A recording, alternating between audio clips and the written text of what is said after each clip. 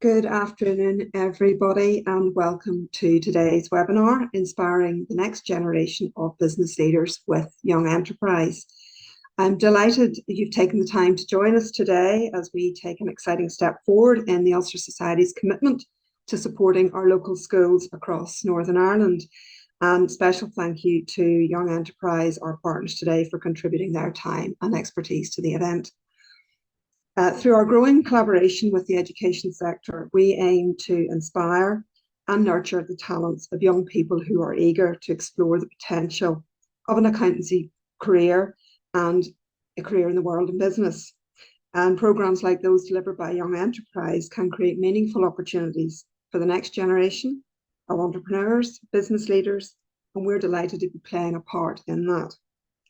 Young Enterprise play a pivotal role in introducing students to the fundamentals of business and commerce.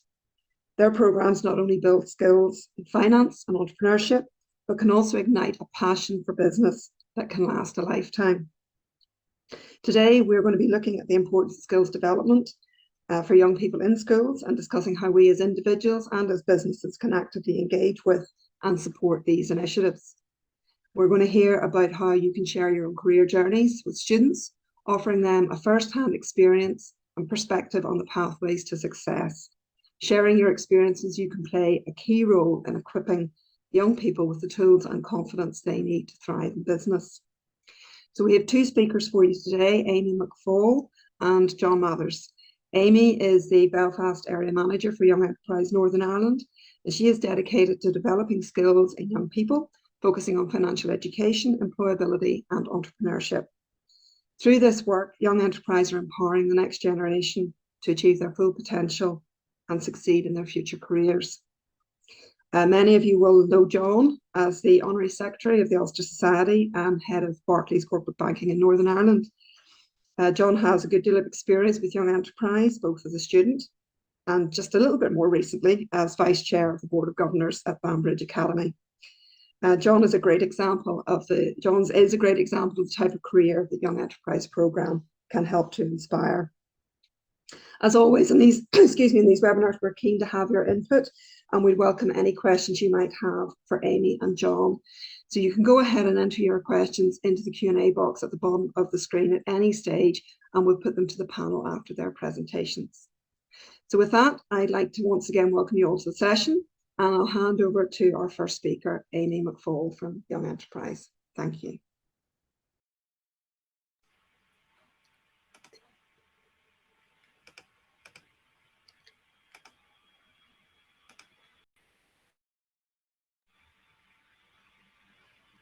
Okay, hopefully everyone can hear me okay.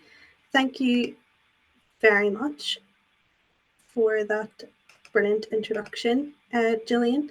I am just going to share my PowerPoint here and get started then. Okay, so hello, thank you so much for taking the time to come and listen to us today speak about future entrepreneurs and entrepreneurship. As my introduction said, my name is Amy and I am the Area Manager for Young Enterprise.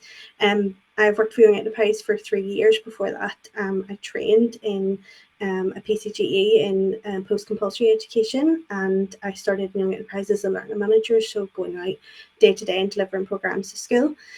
I still do that in my role as an area manager, but I work a lot more now with the entrepreneurship programs and the students who take part in those programs.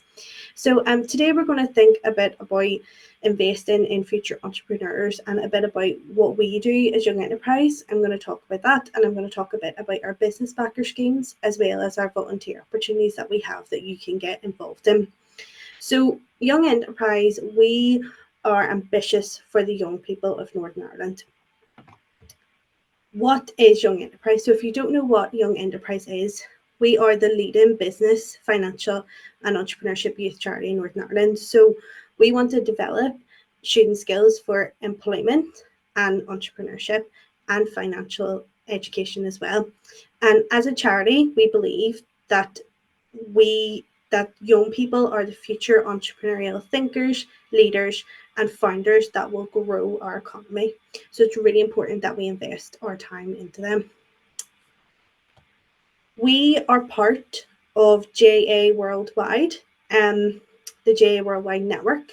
That network operates in over 100 countries, reaching over 15 million young people annually. And you can see there, the JA Network has actually been nominated twice very recently for the Nobel Peace Prize. So a lot of really good work that's being done.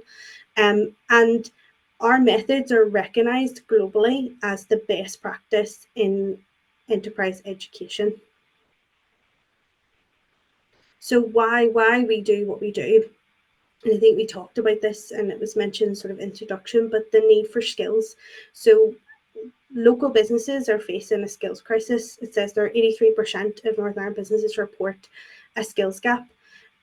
Yet academically in school, the focus in our education system means that young people don't necessarily feel that they're equipped for those skills that they need for work. And it says there are less than a third of young people actually feel equipped for it, but still 58% of young people are interested in business and starting up their own business. And that's what we do at Young Enterprise. We connect education with business and make that connection for young people. So how we go about doing that? We use our learning by doing methodology, giving students the opportunity to do things themselves. So all our programs that we do in primary and post-primary are all interactive, learning for work readiness, financial health, and entrepreneurship skills. So students get the opportunity through us to run their own businesses, sell to the public, develop practical skills, and learn from business mentors and judges. We'll come on to a bit about business engagement. So business engagement is a massive part of what we do in Young Enterprise. Business volunteers that come in and take part in our programs really are the voice of the employers in the classroom, and they help inspire future leaders. Providing your insights about skills, about career pathways, and the range of employment opportunities that are available and out there. I know from being in schools myself, whenever we're delivering programs, it is so engaging for the young people to have someone from a business come in and tell them about what your job is, what your job role is, what you do, how you got to where you are, whether that is that you came straight out of school, went to university, or whether you took a different path to get to your career. It's really, really vital for young people to hear that, and a lot of them aren't aware of all the jobs and careers that are out there. So it really, really gives them the opportunity to hear that, and they are so engaged hearing directly from you and hearing your story. So at Young Enterprise, social impact it's the core of the work we do. Ensuring young people of all backgrounds and communities and abilities can benefit from what we do. You can see over half of our sessions take place in schools in the areas of some of the greatest social economic need. And what we put a real, what we do is we put a real level of importance on being inclusive with our content, so adapting that for additional learning needs, making sure that we're working with a diverse range of people from all different backgrounds, that everyone can benefit from what we're doing. We are an NI-wide company. We have an impact all across NI. There's over 80% of post-primary schools, 25% of primary schools. We have over 300 schools that partner with ourselves, including special schools, youth groups, and community groups. So it means that there's always going to be a school near your business, near you, in your local area that you can get involved with and that you can support these future leaders. We know that Young Enterprise works. We know that what we do works. We've had lots of evaluations done speaking to students, and there's such a positive impact on their skills and on their confidence. We're in constant communication with our alumni, and they're always telling us that their experience that they had through Young Enterprise helped them succeed at interviews. It sets them apart whenever they're in the workplace from their peers. I mean, you can see there 89% of the young people we spoke to said they gained confidence in themselves for participating in one of our programs, and 91% said they were able to reflect on what skills they needed to develop for the future. And talking about that skills gap, making those students aware of what they need to build and what they need to work on is so vital. So our goals. Unfortunately, because of the budget cuts and things that have went on here, we unfortunately lost a lot of our funding, so we've had to change the way we view young enterprise and how we bring that. But there is goals that you want to achieve. We want to fill this funding gap, and I'm going to talk about that in a wee second, just very briefly. But we're still ambitious, and we still wish to engage with 100,000 young people, aged 5 to 25 this year, continue our partnership with over 300 schools, and also, in the areas of social need, we want to be able to support 5,000 young people with additional learning needs as well. So in terms of partnering with us, we have a lot of partners, and our partners engage strategically with the charity, demonstrating their commitment to social purpose and the United Nations Sustainability Development Goals as well. And they represent the voice of business and the value that is placed on skills development for the future workforce. So they're representing that by partnering with us and by being in the classroom with us as well. And I'll very briefly touch on what our Business Backers is. So Business Backers, it's our new crowdfunding campaign. Businesses of all sizes can get involved, supporting from 5 future entrepreneurs a month, or right the whole way up to becoming an ESG partner. And the Business Backers are demonstrating to customers and to future employees their belief in the young people and their local community. So you can see there, you can go onto our website as well if that's something you're really interested in supporting the young people in your local community as well. But as well as our Business Backers campaign, we also have volunteer opportunities, and this is for you to get into the classroom across our different programs and really get involved one-on-one with the young people. So whether you're looking to do something one-off for short term or longer term, if you like, maybe you're passionate about improving the future prospects of every young person, we might have a really good volunteer role for you. And you can see there, we've got our classroom programs. So we use games and activities to teach and work through financial programs, through employability programs, and that is always facilitated by Young Enterprise volunteers. So you might have, or for a Young Enterprise trainer, so you might have yourself as a volunteer come in and speak maybe for 10-15 minutes to the students about what you do, what your job is, and also engage with them at the tables. But we also have our entrepreneurship programs. These are the young people that start their own business, and we provide them opportunities throughout the year to sell and trade with the general public. We have business mentors, so you would be assigned to a school that's running that program. It will be a much more regular visit to support that team through their journey, whether it's through they're supporting their finance director, supporting their HR manager. They all take on an individual job role and they develop that company. So there's lots and lots of different volunteer opportunities. But why sort of get involved with us? Why, volunteer with Young Enterprise? Well, obviously, it's gaining new skills and experience for yourselves outside the workspace, gaining confidence. It'll challenge you and hopefully reward you as well. And it's the excitement and that satisfaction of being able to mentor and transform attitudes in young people. You can give back to your local community. So whether it's a school that you went to, maybe a school that your children go to, maybe your local school down the road. We have schools that we are in partnership with all across NI. So it's being able to help in that local community, network with other people who are also volunteering from lots of different companies, and the enjoyment of it, getting the enjoyment of engaging, and hopefully it's a fun experience as well. And we know a lot of volunteers we have, they come back year after year because they do really enjoy that experience so much. So obviously, don't just take it from me. I'm going to play a wee video here from one of our volunteers who's going to talk a wee bit about his experience with Young Enterprise. Hello, I'm Carlo Angeloni. I'm a design manager at the McAvoy Group in Lisburn. My role was to tell them how I got into digital, how digital affects my work. So I was trained as an architect, and that industry has gone more and more digital.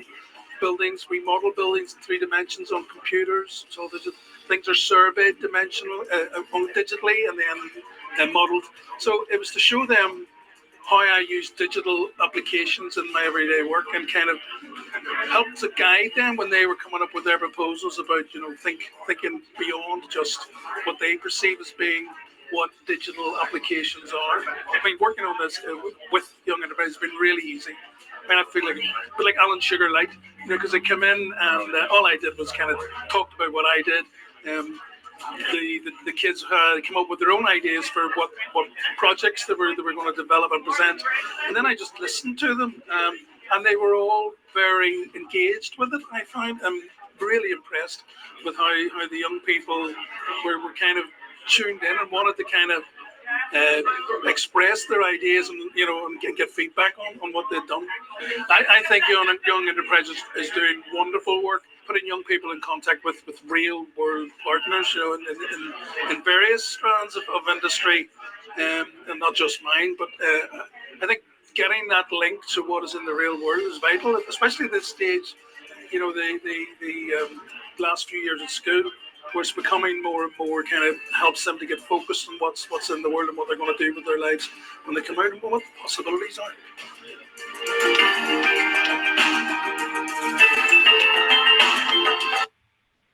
Okay, so just to finish up, you can see there on the slide, you can, if you would like to get involved with business backers or volunteering, you can contact us through our website, www.yenny.co.uk. There's a section for business backers and for volunteering as well, but we would love to see you get involved with the work that we do, and to create those future entrepreneurial thinkers, leaders and founders here in Northern Ireland. So please do get in touch if you'd like to find out more, and thank you very, very much for listening to me today. With saying that, I'm going to stop sharing my screen and I'm going to pass over to Gary now.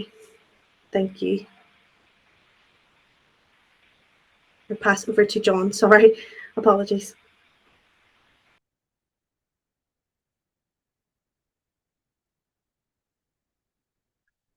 Hi folks, hopefully you can see and hear me just as we get the slides up on screen there. So look, by way of introduction, and just in case you're wondering why I'm on this session, I've been involved with the Ulster Society for a number of years, and currently sit, as Gillian said at the outset, on the officer group as Honorary Secretary and also on the Accountants and Business Subcommittee. My day job is heading up the corporate banking team here in Northern Ireland for Barclays. Outside of that, again, Gillian referenced, I've been a governor of the local grammar school, or my local grammar school, Banbridge Academy, for just over 10 years. And I'm due to come into the chair role in the new board term this incoming year. And from a family perspective, look, I have two boys, one aged 11, so we're going through the joys of transfer test with him, and another aged 8. So I guess I come at this topic with sort of the profession angle, the industry angle, the education piece, and then as a parent. So look, I'd like to thank Amy for that presentation, really useful and informative presentation. I guess what I wanted to do this afternoon was probably touch on two key areas. The first one is sharing my experience of Young Enterprise as a student, which was only a few years ago, and then maybe widening out to a broader discussion around the need for skills development and how those skills have changed and how we adapt that for industry and the industry of the future. So, Gary, maybe if you want to flick on to my first slide, which may be slightly embarrassing. You can see me on top left there, lifting some kind of award that our Young Enterprise had got back at that time. And I'm just also conscious that many of you listening in on the webinar will probably have your own experiences of Young Enterprise. I'm sure some of you have been involved with it in the past, and I would just encourage you, even if you don't have a question, if you have an observation or feedback on your experience in Young Enterprise, drop that into the Q&A and we can maybe expand on that in the panel at the end. But just coming back and following on from Amy's presentation, as I say, I wanted to share my own experience of Young Enterprise.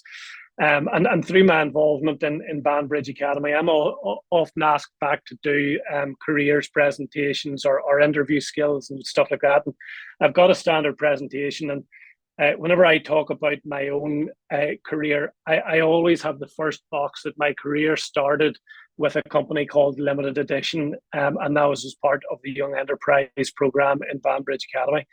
So by way of background, to me, my father was a farmer, my mum was a teacher, and we had no sort of finance professionals or business people in the family kind of thing. So I very much attribute, I suppose, getting involved in business and getting involved in finance to the Young Enterprise program. So it would have been the entrepreneurship program that Amy referenced that I was involved in my lower sixth year at school, and had the opportunity to get involved in that. So look, just for those who maybe haven't been through that, look, I've scribbled down a quick sort of sketch of what we've done. We started off, we sold shares in the business, and I still have my old annual report from the company. So I looked back and I saw that at the time we raised £250.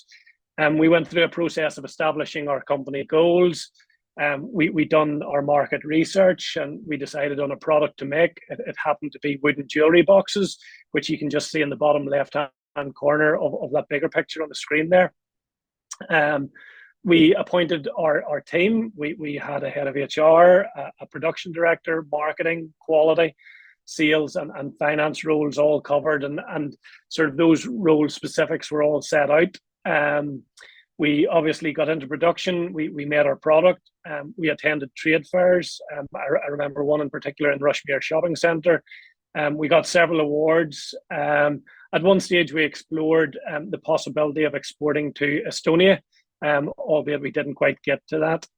And it was a really great experience. And I suppose it's easy just to rattle off those things that we worked through and that we've done. But, as a kind of 16, 17-year-old, getting involved in that and getting exposure to the makeup of a board table and the different roles. And I did actually pull out that old annual report, and we talked about the different fallouts that there were around the table. And we had one person who was put out of his role, and how you manage that conflict and all. It was a really great learning experience. And I have no doubt it was the planting of an early seed in the world of business for me. So as you can see from the photo archive, it was clearly a few years ago. And looking at the makeup of the company there, diversity and inclusion clearly wasn't as hot a topic back then as it is now. But Claire, who's in the centre of the picture there, was able to hold her own amongst a group of 9 boys. And just as an aside, I wonder how many on the call can remember FRISPs. I see they're long gone now. Amy touched on different advisors coming in from industry, and I guess despite that experience being some 30 years ago, I still remember that our advisor who came in was a lady from Moygashill Fabrics, and I guess you still have that feeling of appreciation from that company who gave up their time to support a group of young people and try and inspire them in the road of entrepreneurship. So look, that was some 30 odd years ago, and Banbridge Academy and many other schools, as Amy outlined, continue to introduce young people to entrepreneurship through the Young Enterprise programme. To give you a feel, over recent years, our companies at the Academy have designed, manufactured and sold products ranging from scented keychains to personal attack alarms to hand warmers. There have been a variety of experiences for those that have made it to the Northern Ireland finals at one end of the scale, to those at the other end of the scale who were left with virtually all of their stock unsold as COVID-19 hit us. But all have had the experience of setting up a company, working with others, and navigating the world of business. St. George's Market hosts the Young Enterprise Market now, and participants also complete an assessment that is examined by Ulster University Business School, and many of our students have come away from that with distinctions, which, as Amy touched on, places them very well for job interviews. The Academy is one of 6 schools across Northern Ireland to have received a Centre of Excellence designation from Young Enterprise. So I guess I would encourage you, if you're involved with a school or you're involved with a business, I would really encourage you to take on Amy's advice and consider getting involved with Young Enterprise. Personally, I find it extremely rewarding, but also for the development of skills in our young people. I think it's a great programme, and I am a huge advocate of it. One piece which I worked on a number of years ago was a working program which was set up by Business in the Community, and it was around shaping our young people through education to make them fit for industry.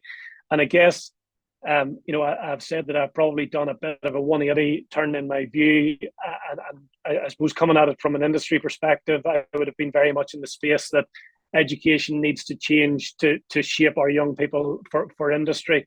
And bringing my hat of education on, I sort of think now actually industry needs to help, and industry needs to be involved there, because industry is evolving so quickly, and an education from a kid starting primary school to leaving secondary school, you're talking largely 20 years, and that's a big ship or a big tanker to try and turn to adapt to the changes in industry. So I do think it's incumbent on the industry to get involved with education and try and shape and develop some of the skills that I'm going to go on and talk about. So Gary, maybe if you slip on to my next slide. In this bit, look, I just wanted to touch on, as I say, the wider skills and the development of skills, and how that's crucial for young people in today's rapidly changing world. So look, as you can see from the quote on the screen, the World Economic Forum has predicted that by 2025, which is clearly only a year away, half of all employees will need reskilling due to technological advancements. And we'll touch on some of that as we go through the presentation. Now, there's plenty of fear mongers out there who say that AI is going to replace lots of jobs. And I have no doubt that will be true, and job roles will change, and some job roles will not exist in the future. But equally, I have no doubt that there will be new job roles created, and those that will be best placed to take advantage of those new job roles will be those who have embraced skills development and been inspired to do so through programs like Young Enterprise.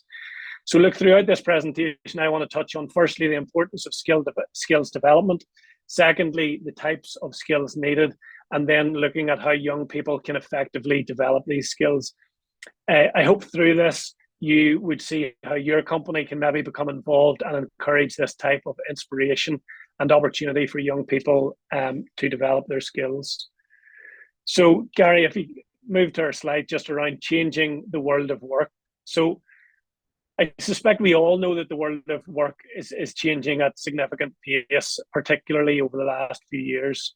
And with technological advancements like automation, AI, and digital transformation, industries are changing. And as a result, employment roles and the needs of those industries are changing. So if we look at some of those technological advancements, traditional jobs are evolving. So if we look at the manufacturing sector, we have seen a huge amount of automation and robotics coming in there, which has meant the need for skills more maybe in programming computers and programming some of that equipment. If we look at the retail sector, jobs and skills required have been massively changed through e-commerce and digital platforms. There's been a move to digital marketing. If we look at the healthcare sector, huge developments around telemedicine, around precision medicine, and a real focus on data analytics. Even if we look at teaching and education, there has been a huge proliferation of online learning platforms. And coming to my own industry of banking and finance, there has been huge developments and progress around fintech innovation, around blockchain, digital currencies, cybersecurity. So look, I've only touched on a few industries there, and you can see how much roles are changing and new roles emerging, making adaptability and continuous learning essential. The second point on the slide there is around globalization. And I guess through the global economy, we are all more interconnected than we ever have been. And that requires young people to be competitive on a global scale. And I guess many of us were lucky enough whenever we were going through education and recruitment rounds that we were competing with neighbours in a locality, but the reality is now that we're competing globally. And that also brings a need for cultural awareness and communication skills and sensitivities around different cultures. And then looking at lifelong learning, again, maybe a previous generation would have looked to get their job for life, but that's very much an outdated concept now.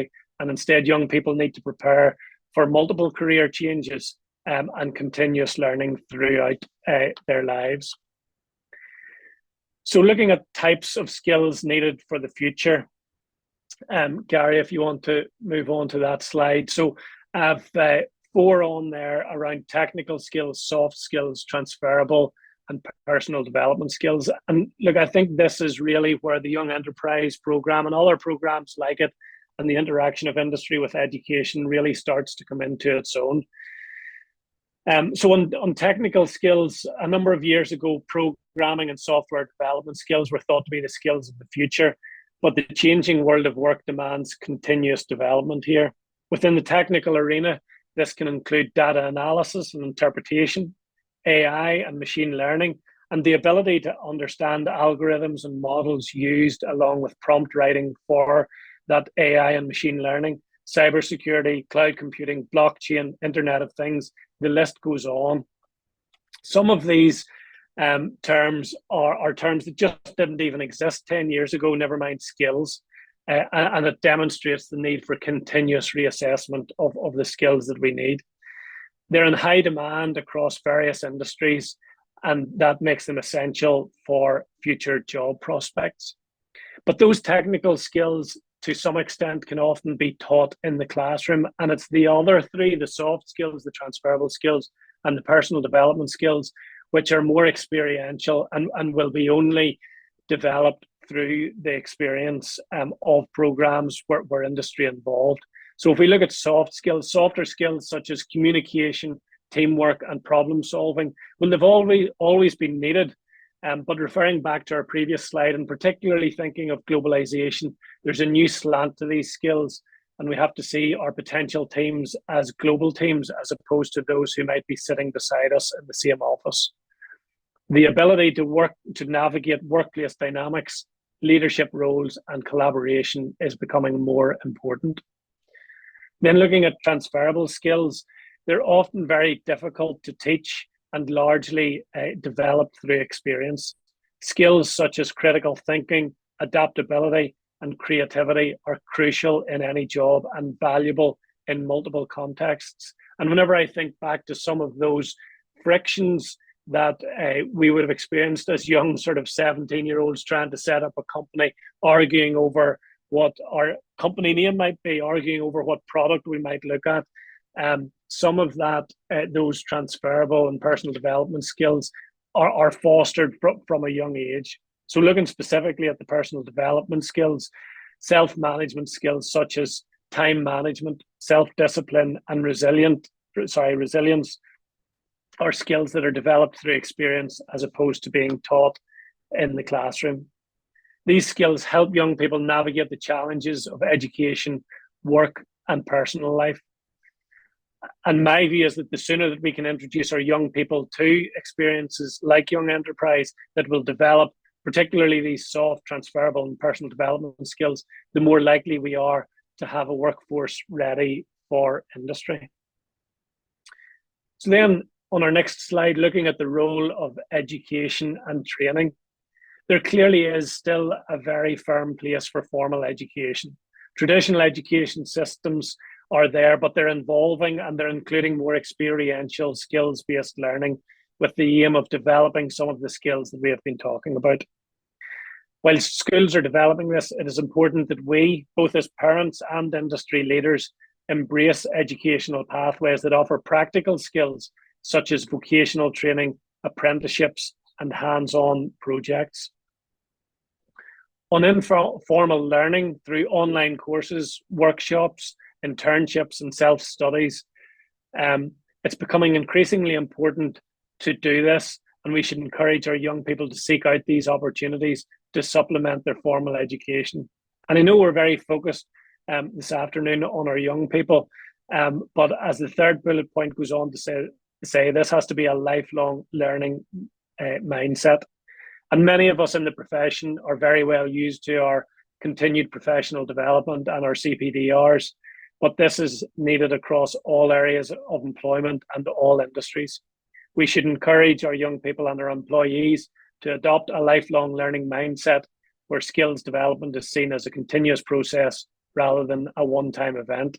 And this will benefit both them as individuals and our own organizations.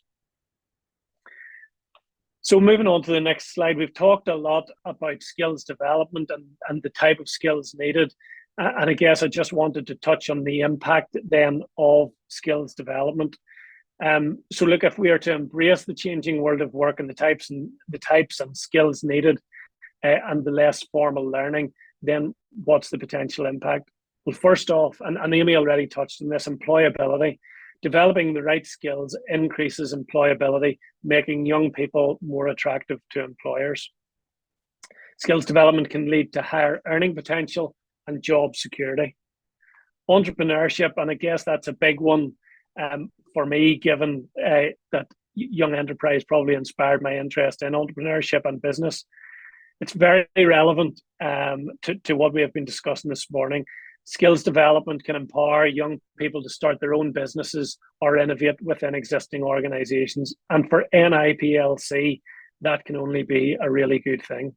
Entrepreneurial skills such as creativity, risk-taking, and strategic thinking are scarce and should be nurtured. And then on personal growth, skills development contributes to personal growth. It boosts confidence. That was one of the points that Amy pulled out and one of the points of feedback from the programme. Boosts confidence, it provides independence and the ability to handle life's challenges.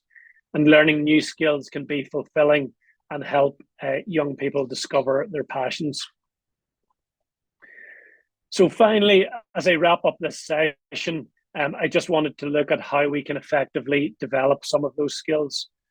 First of all, we need to set clear goals. We should encourage young people to identify the skills they need for their desired career paths and set specific achievable goals. Creating a personal development plan that outlines the steps needed to acquire these skills can be really beneficial, and committing it to paper can both help the thought process and make it feel more of a personal commitment. Then taking advantage of resources. I guess never have we had more resources at our fingertips, and there's a complete abundance of resources and online courses for skills development, including mentorship programs and networking opportunities. The use of both free and paid resources will help build a well-rounded skill set. Then it's always important to seek feedback and reflect. Feedback from peers, from mentors, from educators, trying to identify what our strengths and areas for improvement are. And whilst we all regularly say this, the most important thing is that we act on the feedback by reflecting on progress and adjusting the strategies as needed.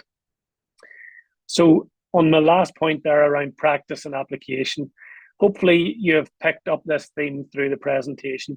Skills are best developed through practice and real-world application, and we should be encouraging participation in internships, volunteer work, projects, and other practical experiences. So on my final slide and conclusion, I'm not sure if this quote is attributable to anyone, but it's one that I came across, and I think it summarizes what I've been trying to cover. The importance of skill development, the types of skills needed, and how to effectively develop them. This afternoon, we have been focused on the work of Young Enterprise, and I believe the programme offers a great introduction into entrepreneurship and the world of work, whether that is as an entrepreneur or as an employee in a business. As professionals, whether in practice or in business, we have opportunities to support this by getting involved and supporting. And I would encourage you to pick up with Amy if you're interested in taking that forward. So look, that wraps up my presentation. And I'm now going to hand over to Gillian, who's going to host a Q&A session if we have any questions. Thanks, John, and thank you, Amy. Look, I mean, I'm really excited by this. I think when you saw the enthusiasm of the participants in that video clip, it was really evident. And clearly, John has very fond memories of his time in his first foray into the world of entrepreneurship. And yes, I do remember FRISPs. It's good to see that the Marses are still going strong. But I guess back then, Joel, it was, what was it, a Mars a day helped you work, rest and play. So not maybe so much now. So look, folks, if you do fancy channeling your inner Alan Sugar and inspiring our future entrepreneurs, I would really encourage you to reach out to Amy. I think our members are really well placed to help our young people to develop in those areas that John was talking about, soft skills, transferable skills, personal development skills.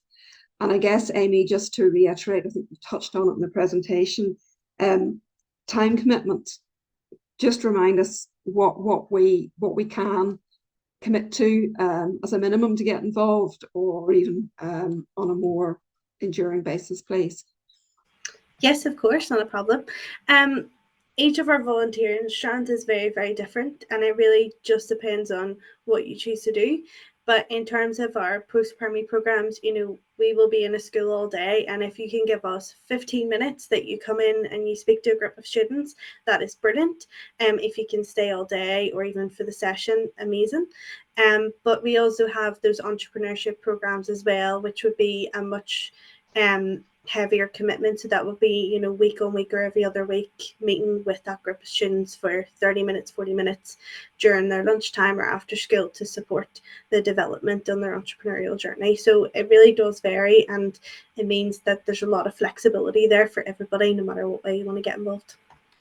Yeah, and just again, you know, to think back to Amy's presentation, one of the points, you know, you can get involved in your own local community. You don't have to travel very far from home. Young Enterprise has a wide reach across Northern Ireland. So, you know, minimal time commitment, minimal travel commitment. And, you know, I think I would add as well the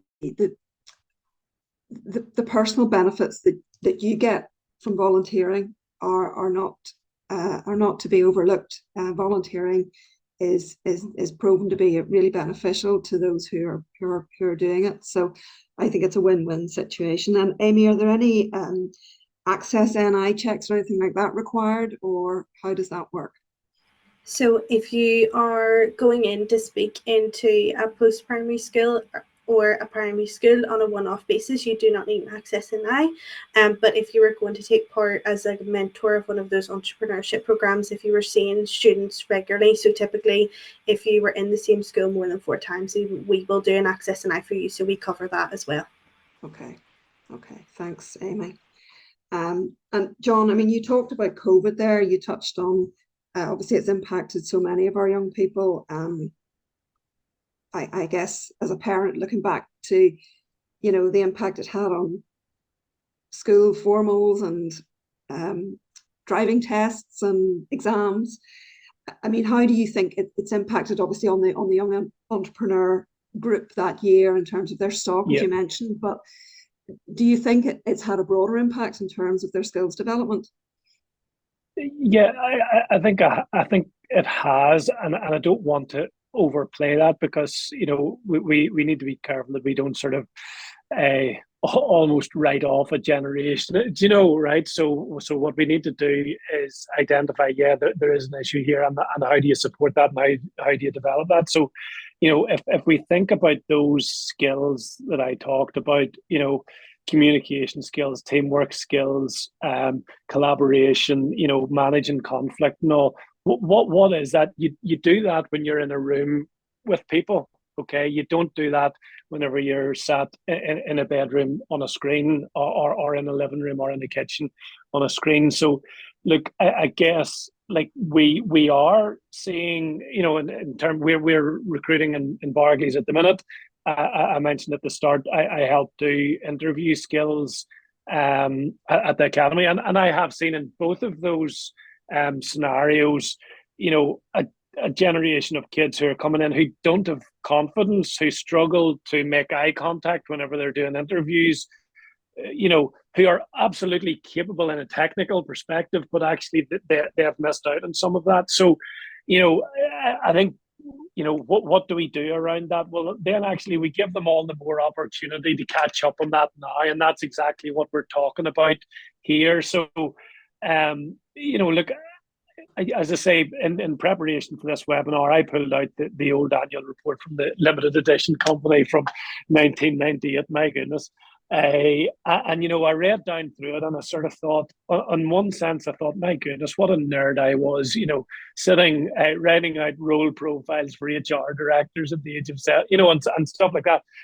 But you read on and you know, you sort of smile back to those memories where you had a bit of conflict and somebody didn't want to make this product and somebody did. And you know, like actually reflecting back on it, you didn't realize it then, but the skills that you were developing in that room with those people, you know, were skills that you carried forward with you. So, sorry, I'm rambling on here, Gillian, but to get back to your question, you know, absolutely, I think, look, if our young people for a period of time were confined to their homes and their rooms, which was the case, that can't not have an impact on your social skills and those transferable skills and all what we have spent talking about.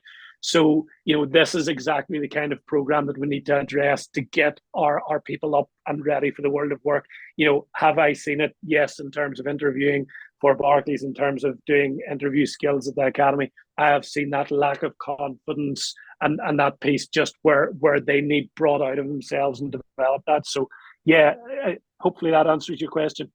Yeah.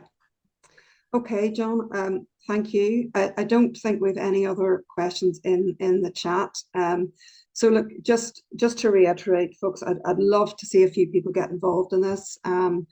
It'd be great to give something back, and the statistics that Amy had put up at the start about skills shortages and work readiness were reflected in our own survey, our own Ulster Society survey earlier in the year.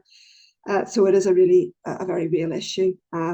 So look, just a reminder, the website is www.yeni.co.uk, and you know, you can go on there to register your interest in volunteering or in business backing. And if you forget that, then do give us a shout at the Ulster Society and we can remind you. So listen, thanks for your time today. Thanks again to John for some very personal insights, and it's great as well to see it's clearly had an impact on you, and thanks to Amy for sharing all the information. Okay, enjoy the rest of your day, folks, and hope to see you soon. Thank you.